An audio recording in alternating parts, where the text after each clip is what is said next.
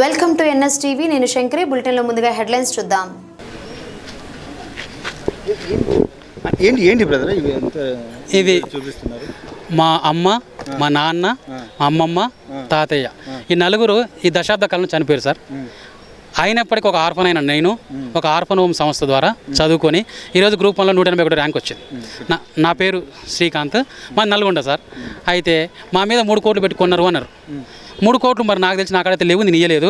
కొంపదీసి మా అమ్మ కానీ మా నాన్న కానీ మా తాతయ్య అమ్మమ్మ వాళ్ళు కానీ ఇచ్చిరో నాకు తెలియదు. పైనుంచి ఏమన్నా సపరేట్గా RS Praveen Kumar sir, KTR sir అంటారు కదా, మరి వీళ్ళకి ఇస్తే మాత్రం నాకు తెలియదు. వీళ్ళు ఇస్తే వీళ్ళ మీద యాక్షన్ తీసుకోండి. వీళ్ళు ఇచ్చిరు అనుకోండి, వీళ్ళ మీద మీరు యాక్షన్ తీసుకోండి. వీళ్ళు ఒకవేళ ఇస్తే నా పైన కూడా యాక్షన్ తీసుకోండి. ఉత్తగానే లేనిపోని గాలి మాటలు, ఫేక్ న్యూస్, ఫాల్స్ ప్రాపగండా మా పైన చేయకండి. మేము నిజాయితీగా కష్టపడి చదివితేనే ఈ ర్యాంకులు వచ్చినాయి. నేను తెలుగు మీడియం స్టూడెంట్నే. నాకు ఎట్లా వచ్చింది ర్యాంకు? ఎవరమైనా సరే. మీకు ఎంత ర్యాంక్ వచ్చింది? నాకు 181 ర్యాంక్ వచ్చింది. నాకు 181 ర్యాంక్ వచ్చింది. మా మీద వచ్చినటువంటి ఆరోపణలు ఉంటాయి కదా, ఈ ఆరోపణలని తప్పు అని చెప్పడానికి ఈరోజు నేను నల్గొండ నుంచి 200 కిలోమీటర్ల దూరం నుంచి ఇక్కడ వరకు వచ్చాను సార్. అంటే ఇప్పుడు కేటీఆర్ గారు అంటే పక్క పొలిటీషియన్ ఆ విషయంలో.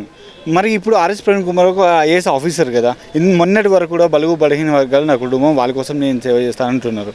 మరి ఈరోజు ఇట్లా ఆరోపణలు చేసింది, అది నిజంగా ఆరోపణలు అనుకుంటారా, వాటి అవాస్తవాలు అనుకుంటారా? ఆయన ఆరోపణలు చేసినటువంటి నిజం. ఎందుకనంటే RS Praveen Kumar IPS officer అయితే ఆయన చూసి నేను చదువుకున్నా. ఆయన దళితుడు ఐపీఎస్ అయ్యండి, నేను దళితుడు ఐపీఎస్ కావాలి. ఎట్లా పరిస్థితుల్లో ఆర్ఎస్ ప్రవీణ్ కుమార్ తర్వాత ఆర్ఎస్ ప్రవీణ్ కుమార్ ఎవడైనా ఉండు తెలంగాణ అంటే నేనే కావాలనుకుని ఆ స్ఫూర్తితో చదువుకున్నా. నేను ఒక ఆర్ఫన్ హోమ్ వాళ్ళు చదివిస్తే చదువుకున్నాను. నేను ఆడ 3 కోట్లు పెట్టుకున్నా. నన్ను అంటే ఆయన అనుకున్నట్టే. ఆయన ఒక ఐపీఎస్ ఆఫీసరు, ఎవిడెన్స్ లేకుండా ఛార్జ్షీట్ ఫైనల్ చేయడు కదా సార్, అవునా కదా? ఆయన అనేక సంవత్సరాలు డ్యూటీ చేసిండు, ఎవిడెన్స్ లేకుండా ప్రూఫ్ లేదు, ప్రూఫ్ లేకుండా ఆయన కేసే ఫైల్ చేయడు. ఎట్లా చేసిండు ఇప్పుడు? ఎట్లా అంటే అడుగుకనే దానిపైన.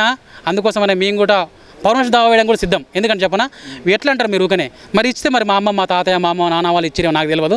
ఇస్తే వాళ్ళు ఇచ్చిరనుకో నా పైన యాక్షన్ తీసుకోండి. ఈరోజు ప్రెస్ మీట్ పెట్టిన వాళ్ళందరూ కూడా పేమెంట్ పేరెంట్స్ పెయిడ్ బ్యాచ్తో వచ్చినటువంటి వాళ్ళే ప్రెస్ మీట్ పెట్టారని చెప్పి ప్రధానంగా ఎవరైతే కోర్టు తీర్పును అంగీకరిస్తున్నారో వాళ్ళు మాకు అన్యాయం జరిగిందని కోర్టు తీర్పు అంగీకరించారు వాళ్ళు ప్రధానంగా ఆరోపిస్తున్నారు.